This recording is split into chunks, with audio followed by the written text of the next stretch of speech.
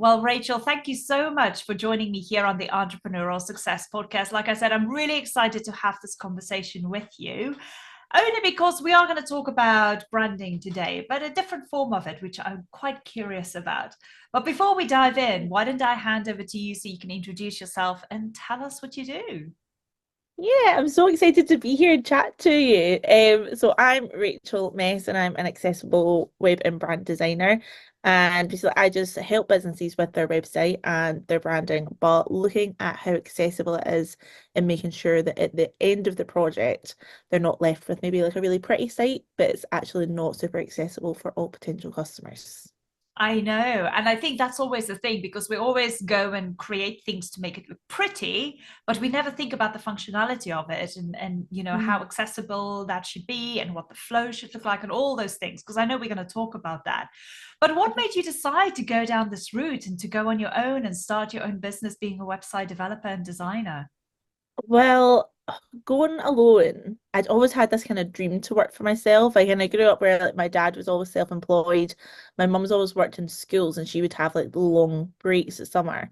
And so just growing up, I was always like, yeah, I want to be able to have like long periods where I can go and do what I want. And then as I got older and was in workplaces, I was like, oh wait, I have to ask somebody else for this. And I never liked that. So I always had this goal of working for myself. And once I decided to start learning about web design, I actually first got my diploma in UX design. And that really interested me looking at like design and almost like user psychology and why people will do certain flows and take certain actions.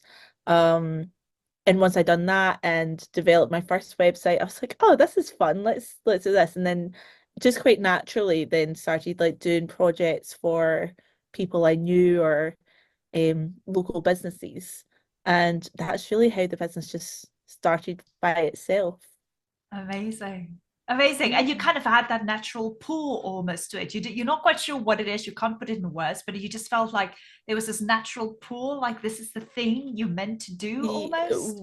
Yeah, well, web design was actually something that would always pop into my head. Like probably maybe from like late teens, early 20s, where every time I pop in, but I was actually never like a super techie person. I always done art and drama and English and those types of subjects in school. I never really done like IT or anything. So when I would think when like web design would pop into my head as something to do, I'd be like, oh no, I can't do that because I'm not super computery. That's Yeah. not really my bag. And I was actually coming back from traveling and didn't really know what I was going to do. And again, this little voice was like, web design. And I was like, okay, let's go learn some things because you keep thinking this and not doing anything about it. So let's look into it and see if it's something that I could do. And it was. Yeah.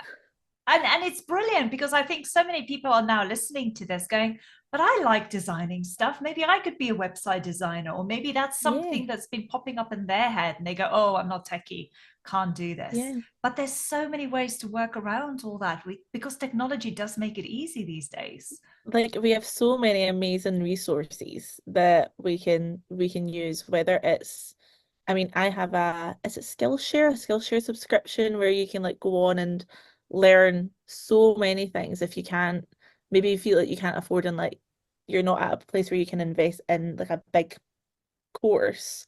You can do something like that and start just doing little like micro lessons and learning some basics and just dipping your foot in the water. And I think we're really lucky now that we have just so many ways that we can learn. Yeah. Yeah, and thank you for sharing that because I think a lot of people would go, "Oh, that's interesting. I've never heard of that." Even if it's just to give them a bit of a taster of what it could be like, what is out there, what is Yeah, available. I mean, it's like anything, you don't know unless you go and check it out or try it out. Um, exactly. but if you've got that natural sensation, like, hey, this is something that I feel I need to do or explore, then go for it Yeah. because you never know where it's going to take you. That's it. And there's nothing stopping it. And I think it can, I imagine it must be quite frustrating if you've always got something that you always like really want to try. But I don't know, I guess I would never want to be like my older self and be looking back and go like, oh, I really wish I'd tried that. I really wish I'd done this. Like we have so many options. Like it's, yeah, just give it a go. I know. I think sometimes we're inundated with options, which gives us this analysis paralysis kind of point in Paralysis. our lives. It's like it's too Very much. true. I'd rather not Very going to do anything true. because there's just so many It's too things. overwhelming. Yeah.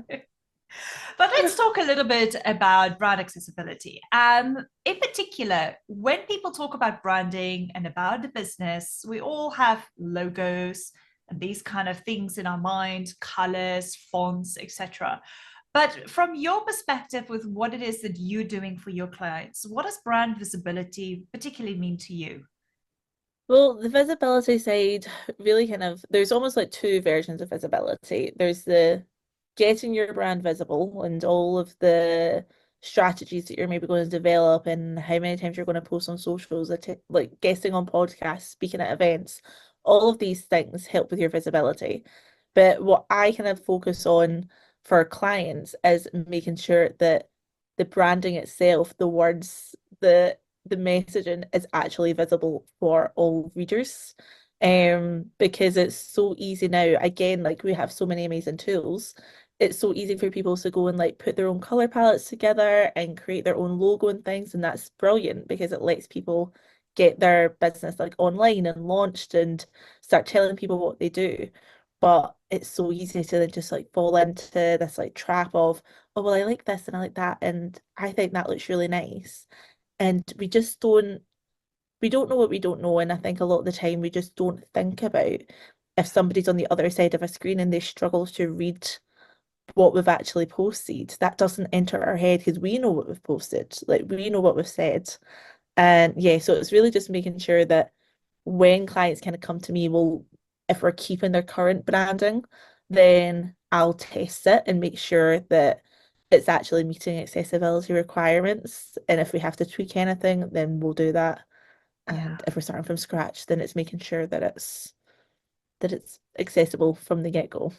I know. And I think the beauty here is what you just shared earlier is the fact that once you understand what that brand looks like for you, it is something that you can use throughout all those other formats, whether it's a podcast interview, whether it's social media, where it's going talking somewhere else, or just introducing yourself. You've got a brand that you can utilize in other formats. And that Yeah, consistency is absolutely key. But we're also stuck in our own absolutely. heads. So hard to put it out there unless you have somebody like you who can actually pull that information from you. Yeah, but I think kind of touching on what you just said, I was actually just at an event over the weekend, and there were so many amazing speakers at this event, and they would have like their PowerPoints up with their logos, and the whole presentations would be in like their brand and colors. And there were like a good kind of handful where I'd be sitting there going like, I know that that contrast level is too low, and and once you do know, you see it everywhere. Um, so yeah, no, it's really interesting. I think everyone just you get so excited when you're launching a business and you're doing your branding.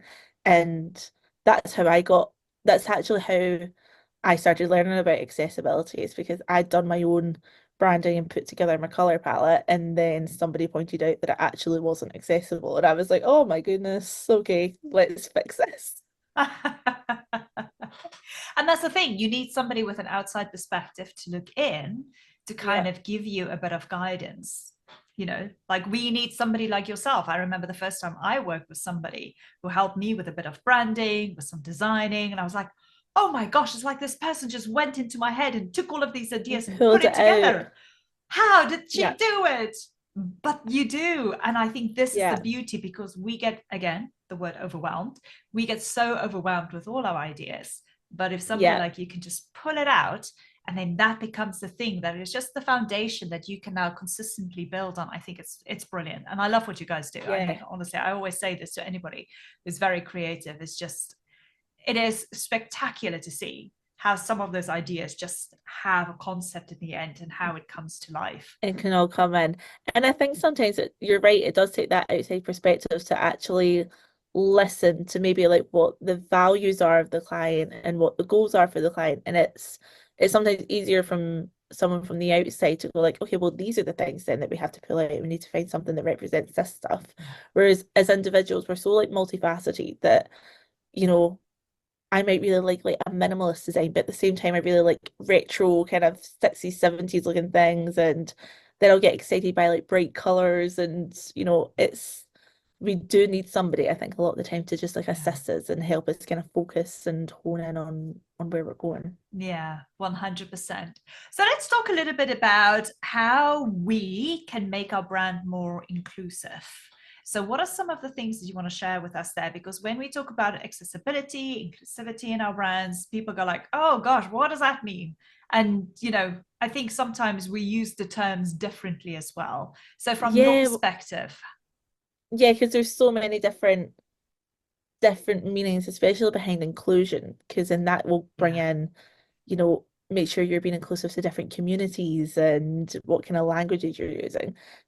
But from my side, when I'm talking about accessibility and inclusion, it is making sure that your brand is meeting like accessibility guidelines and you are just following steps to make sure that you don't kind of accidentally put a website and your socials like out to the world and there's somebody on the other side of the screen who might be an ideal client who might want to buy the thing that you sell, but they just can't read the post that you posted, or they can't find the page on your website that you need them to find. yeah, And it's just making sure that's not a problem, I guess, that my clients will then have to deal with, because it's all been considered kind of from that angle. And then yeah. just helping other business owners through like content and talking about it, like kind of helping people out who might not want to work with me or might already have a designer that they love working with, but actually puts it on their radar and they go, oh, actually, I've not thought about accessibility. And are there things that I can change myself just to make sure that it is more inclusive? Why is this then so good? Why is this a positive change for us as business owners in order to think about, making our brand more inclusive then? What is the positive aspects of it, so to speak?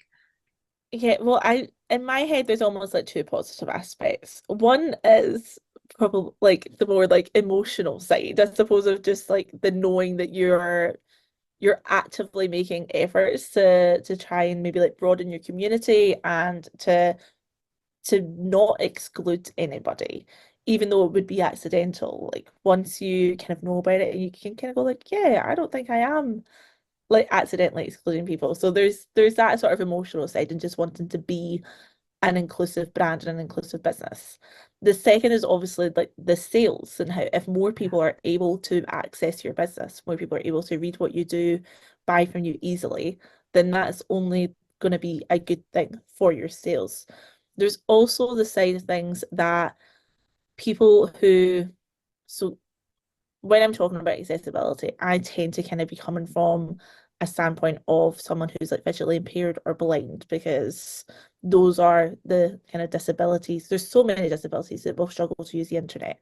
But in terms of what I do, the almost like the biggest umbrella is the visual impairment side of it. yes, But you have like communities of people with disabilities, and when they come across a brand that is easy to buy from or easy to learn from, they tell other people. I know yeah, business owners who have visual impairments or who are registered blind, and they'll say like when they come across a business that was really easy to interact with, they'll tell their other friends or other business owners who they know who might also have a disability and go like, oh, this person was really easy to read, or to everything I was able to access everything really easily through the screen reader and those types of things. So yeah. there's the fact that it will help your sales as well.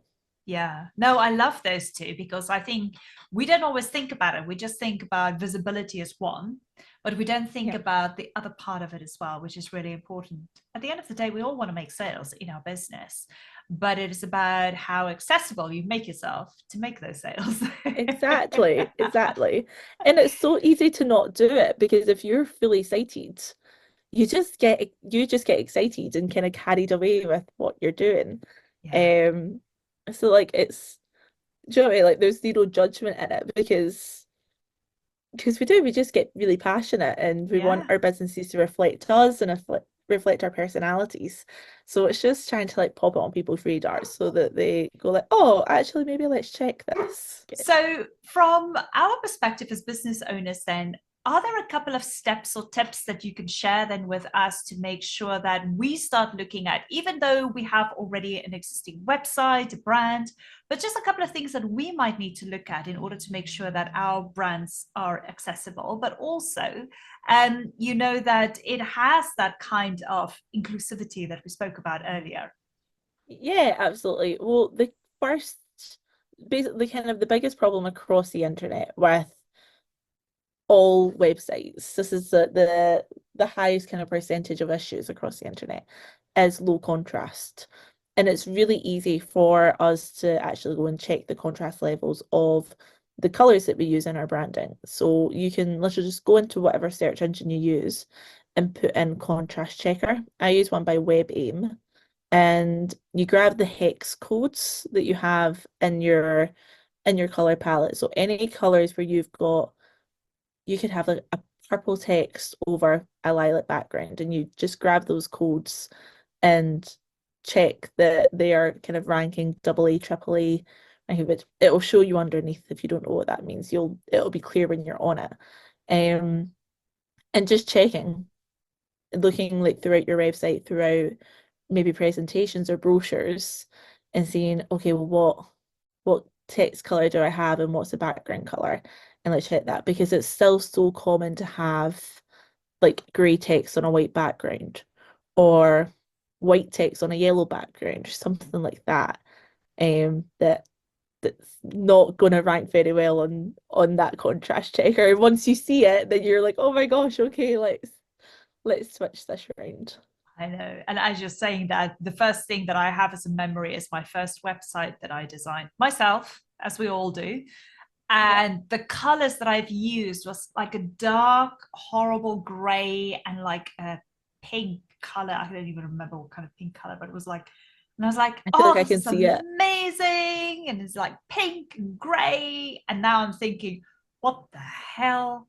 That was such a color trend for a while though, wasn't it? Like even in interior design and stuff, that was such a I feel like that was such a trend, green and pink, for a while. Maybe it I was. had a I don't know moment. where I picked it up, but oh my gosh, I'm so glad I moved on. I feel like it really it had a moment for sure. So So I wasn't going completely mad. It was a I don't trend. think so. I'm sure it was. Yeah. Yeah, Oh, you're bless. good. So apart from that, then what else do we need to look at? So obviously color is really important, the contrasting colors. But what else do we need to look at from your perspective? So things like what style of fonts you use, that's Mhm. a big one. That again was the problem that I had in my first website. They're all like the courses and the trainings that I'd done. Nobody had really spoken about accessibility. So for all of my headings, I'd used like a script handwritten style font. And then for all of my paragraph text, I'd used a serif font, which is fine, but I'd used like a lightweight. So it was really nice thin lines. And yeah, then my sister came and looked at it and was like, I can't read anything on this page. And I was like, this is mortifying. Well, at least you pointed it Yeah. out for you because, Yeah, like I said, we choose the things that we like, and it's like, oh, this is going to look so pretty, but it that's is not it. accessible. That's the That's thing. it. And the thing is you can still have like a really pretty, gorgeous website that is accessible. It's just not falling into like the little pitfalls. And I think Yeah. we're so surrounded by like templates and just we're surrounded by inspiration and like different websites that we can go and look, and the a lot of the time you'll see things and go like, oh well, look, I really like that sort of vibe.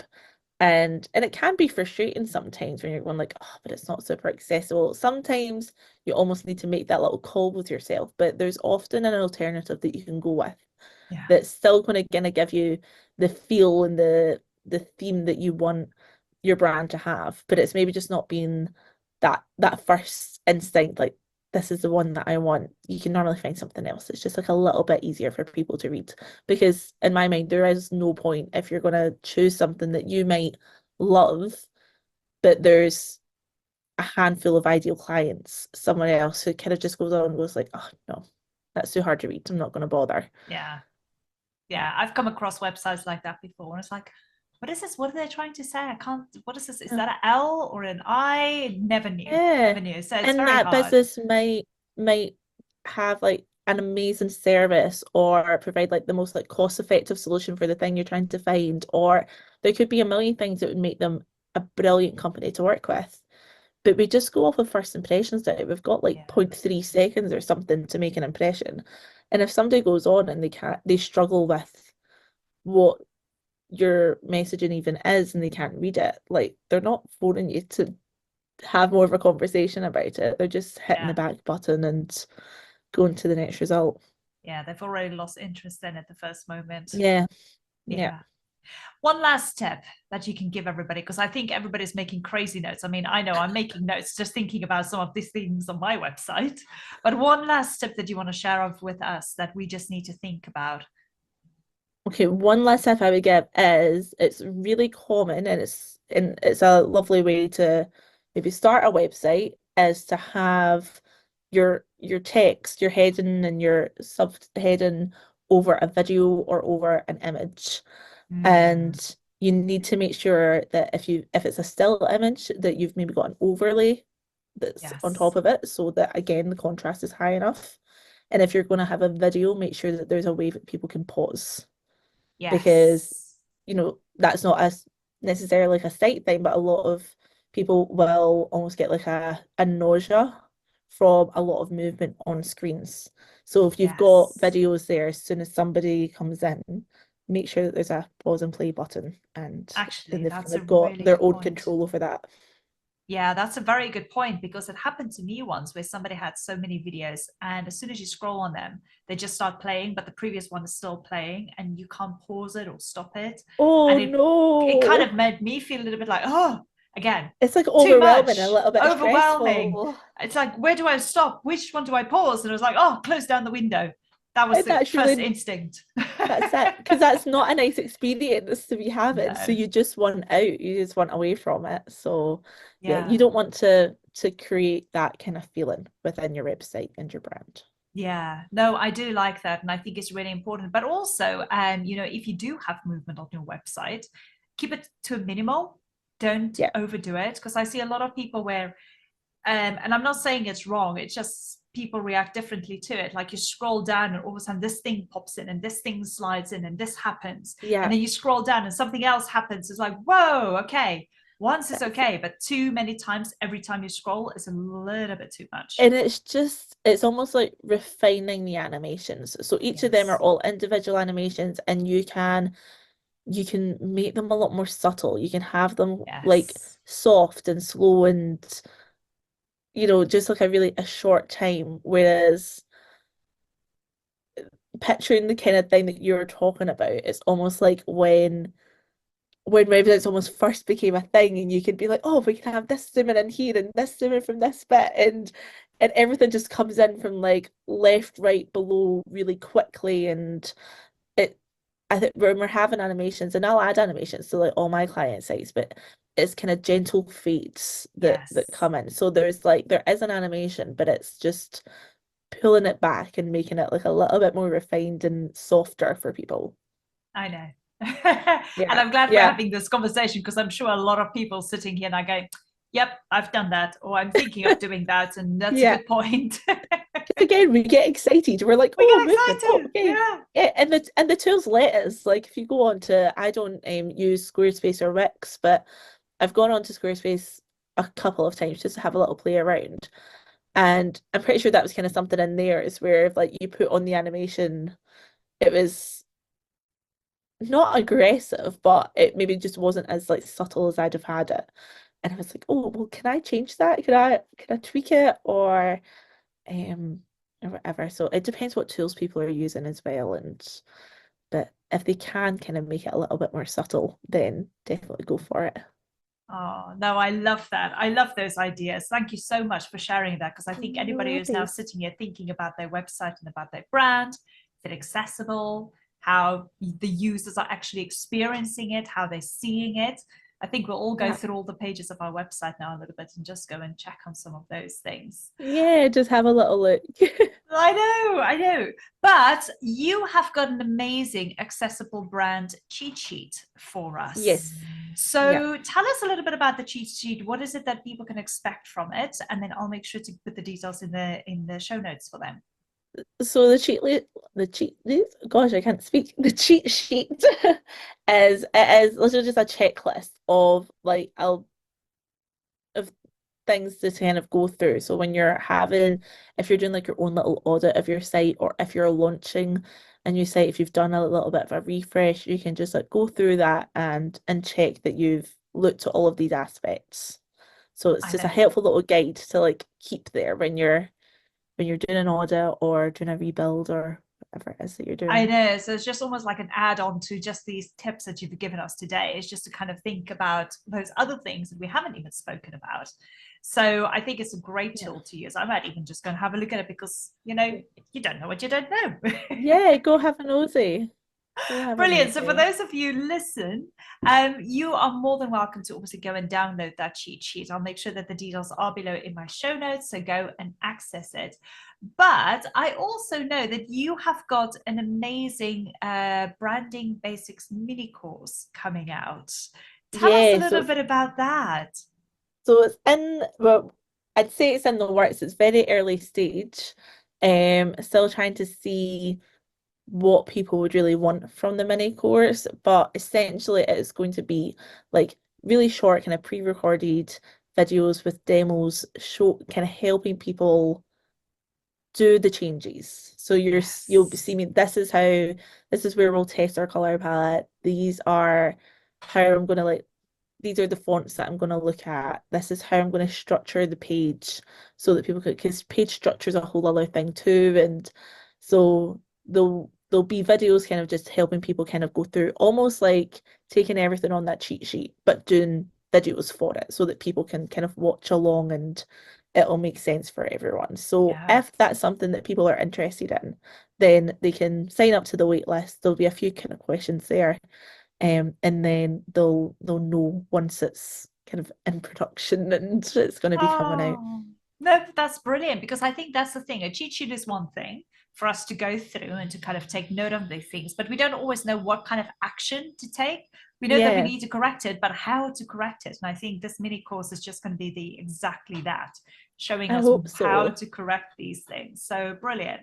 And thank you for letting us know about this as well, because I think for the audience, for you guys listening or watching this video, you're possibly thinking now, oh my gosh, I've got some work to do on my website, or I'm starting to build my website. I've got a ton of things to think about. And I think either you use the cheat sheet or you just go and sign up to the waitlist for this mini course.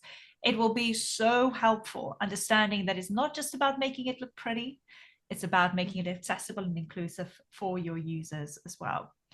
Oh my gosh, Rachel, I think we can talk forever about this because I love the I creative know. entity, but also the practicality of it, I think is so important. But thank you Yeah. so much for taking the time to come onto the No, podcast. thank you for having me on. It's been great. Oh, you're very welcome. And thank you for sharing all of those steps. And again, for those of you, if you want to get in contact with Rachel, if you have some more questions, her website details will be in the show notes as well as her social media details. So connect with her there, follow her around, see what it is that she's doing.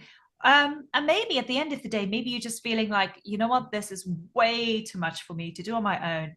Go and have a chat with Rachel. She might just be that one who's going to be able to help you get all of those ideas out and actually into reality and make it even better than you expected it would. So go and have a chat with Rachel. But thank you so much again. I really appreciate it, Rachel.